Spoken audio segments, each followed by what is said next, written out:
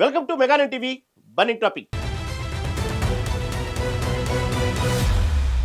ఆకాశాన్ని అంటుతున్న ధరలు, మరోవైపు అదుపు లేకుండా పెరుగుతున్న జనాభా, పాకిస్తాన్ పరిస్థితి ముందు నొయ్యి వెనుక గొయ్యిలా మారింది. దేశంలో ఏటా 60 లక్షల మంది కొత్త జనాభా చేరుతుండటంతో జనాభా నియంత్రణ సాధనాలను చౌకగా అందించాలని భావించిన పాక్ ప్రభుత్వానికి అంతర్జాతీయ ద్రవ్యనిధి కోలుకోలేని దెబ్బ కొట్టింది. మరోవైపు బిచ్చగాళ్లు, బాబోయ్ బిచ్చగాళ్లు ఇదెక్కడి గోలరా నాయనా అని తలపట్టుకుంటుంది సౌదీ అరేబియా. పాకిస్తాన్ బిచ్చగాళ్ల కారణంగా సౌదీ అరేబియా పరేషాన్ అవుతుంది.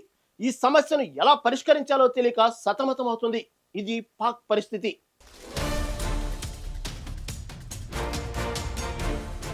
ఆర్థిక సంక్షోభంలో కూరుకుపోయిన పాకిస్తాన్కు అంతర్జాతీయ ద్రవ్యనిధి ఐఎంఎఫ్ మరోసారి షాక్ ఇచ్చింది.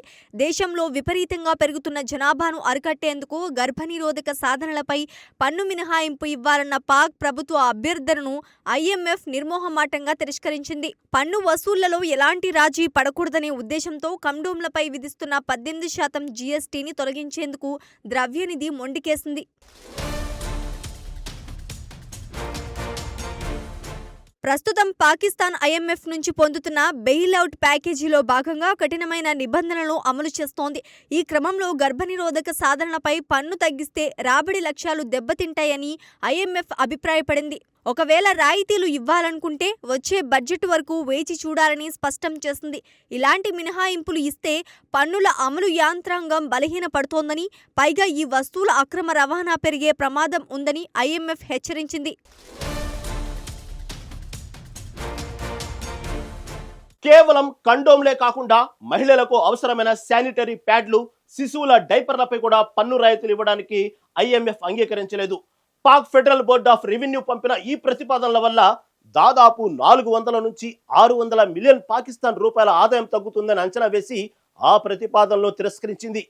కేవలం కండోమ్లే కాకుండా మహిళలకు అవసరమైన శానిటరీ ప్యాడ్లు, శిశువుల డైపర్లపై కూడా పన్ను రాయితీలు ఇవ్వడానికి ఐఎంఎఫ్ అంగీకరించలేదు. Pak federal board of revenue పంపిన ఈ ప్రతిపాదనల వల్ల దాదాపు 400 నుంచి 600 మిలియన్ పాకిస్తాన్ రూపాయల ఆదాయం తగ్గుతుందని అంచనా వేసి ఆ ప్రతిపాదనను తిరస్కరించింది.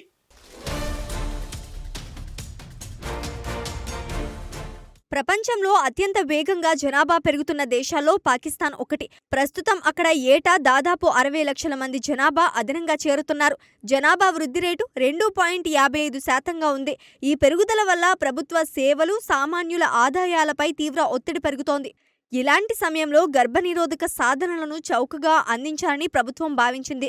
అయితే ఐఎంఎఫ్ నిబంధనల వల్ల విధించిన 18% జీఎస్టీ కారణంగా ఇవి సామాన్యులకు అందనంత భారంగా మారాయి. విదేశీ అప్పుల కోసం నిత్యావసరాలను కూడా పాక్ ప్రభుత్వం లగ్జరీ వస్తువులుగా పరిగణించాల్సి రావటం అక్కడి దయనీయ స్థితికి అద్దం పడుతోంది. పాక్లో జనాభా పెరుగుదల భారీగా ఉంది. ప్రస్తుతం అక్కడి జనాభా వృద్ధి రేటు 2.55. ప్రపంచంలో ఇదే అత్యధికం. అక్కడ ఏటా 6 మిలియన్ల మేర జనాభా పెరుగుతోంది. దీనికి తోడు ద్రవ్యోల్బణం కూడా పెరుగుతుండటం ప్రభుత్వానికి చిక్కులు తెచ్చిపెడుతోంది. ఈ నేపథ్యంలో జనాభా నియంత్రణకు పాక్ చేస్తున్న ప్రయత్నాలకు ఐఎంఎఫ్ రూపంలో ఆటంకాలు ఎదురవుతున్నాయి. అయితే ఐఎంఎఫ్ షరతులను నెరవేర్చడానికి పాకిస్తాన్ తీవ్రంగా శ్రమిస్తోంది. పన్ను వసూళ్లతో పాటు ప్రభుత్వ సంస్థల ప్రైవేటీకరణను కూడా వేగవంతం చేస్తుంది. ఇందులో భాగంగానే పాకిస్తాన్ ఇంటర్నేషనల్ ఎయిర్లైన్స్ PIA విక్రయానికి రంగం సిద్ధం చేస్తుంది. ఇప్పటి వరకు ఐఎంఎఫ్ నుంచి దాదాపు $3.3 బిలియన్ నిధులను పాక్ పొందింది. ఈ అప్పుల నుంచి బయటపడలేక చివరకు దేశ జనాభా నియంత్రణ అంశాన్ని కూడా ఆర్థిక లెక్కలకే పాక్ ప్రభుత్వం వదిలేయాల్సి వస్తోంది.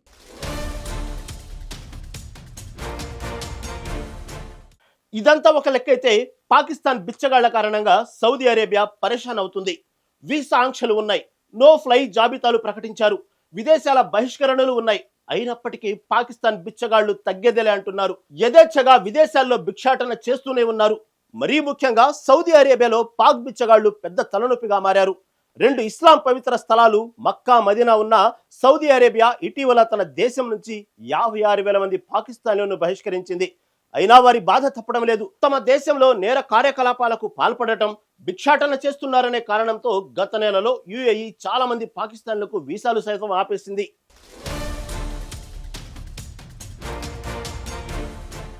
చాలా కాలంగా హజ్ ఉమ్రా వీసాలను దుర్వినియోగం చేస్తూ చాలా మంది పాకిస్తానీ యాచకులు మక్కా మదీనాలో భిక్షాటన చేస్తున్నారు. కొన్ని సంవత్సరాలుగా పాకిస్తానీ యాచకులు పశ్చిమాసియాలోని నగరాలను ముంచెత్తుతున్నారు. విదేశాల్లో వీధుల్లో భిక్షాటన కోసం తీర్థయాత్ర, పర్యాటక వీసాలను దుర్వినియోగం చేస్తున్నారు. పెరుగుతున్న ఈ ముప్పు ఆతిథ్య దేశాలను ఆందోళనకు గురిచేస్తోంది. ఈ కారణంగా కఠినమైన వీసా పరిశీలన తిరస్కరణలు అమలు చేస్తున్నారు. దీంతో నిజమైన పాకిస్తానీ యాత్రికులు, కార్మికులు, విద్యార్థులు తీవ్ర ఇబ్బందులు పడుతున్నారు. పరిస్థితిని నియంత్రించకపోతే అది పాకిస్తానీ ఉమ్రా, హజ్ యాత్రికులపై ప్రతికూల ప్రభావం చూపుతుందని సౌదీ అరేబియా మత వ్యవహారాల మంత్రిత్వ శాఖ 2024లో హెచ్చరించింది. సౌదీ అరేబియా వీధులు పాకిస్తానీ బిచ్చగాళ్లతో నిండి ఉన్నాయనేది అందరికీ స్పష్టంగా కనిపిస్తోంది.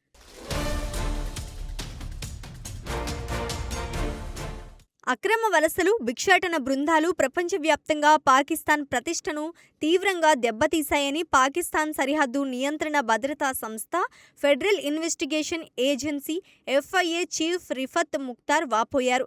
ఈ పరిస్థితి నియంత్రణలోకి రాకుంటే హజ్, ఉమ్రా వెళ్లే పాకిస్తానీలపై ప్రభావం చూపిస్తోందని చెప్తున్నారు. పశ్చిమాసియాలో నిర్బంధించబడిన యాచకుల్లో 90% మంది పాకిస్తాన్కు చెందిన వారే అని 2024లో విదేశీ పాకిస్తాన్ కార్యదర్శి జీషన్ తెలిపారు. ఈ వ్యవస్థీకృత ముఠాలు విదేశీయులకు వెళ్లకుండా నిరోధించడానికి పాకిస్తాన్ ఫెడరల్ ఇన్వెస్టిగేషన్ ఏజెన్సీ 2025లో 66,154 మంది ప్రయాణికులతో జాబితాను సిద్ధం చేసింది. చాలా మంది పని కోసం వీసాలు పొంది అక్కడికి వెళ్ళాక భిక్షాటన చేస్తున్నారు. మక్కా, మదీనా లాంటి పవిత్ర స్థలాల్లో యాచిస్తూ డబ్బు కోసం విదేశీ యాత్రికులను వేధిస్తున్నారు.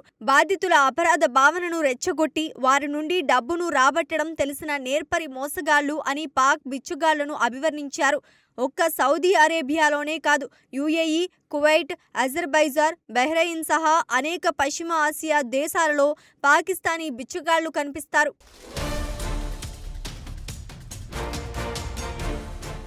పర్యాటక వీసాలపై వెళ్లేవారు తిరిగి రాకపోవడం వెనుక మానవ అక్రమ రవాణా ముఠాల హస్తం ఉందా అనే కోణంలో కూడా దర్యాప్తు జరుగుతుంది.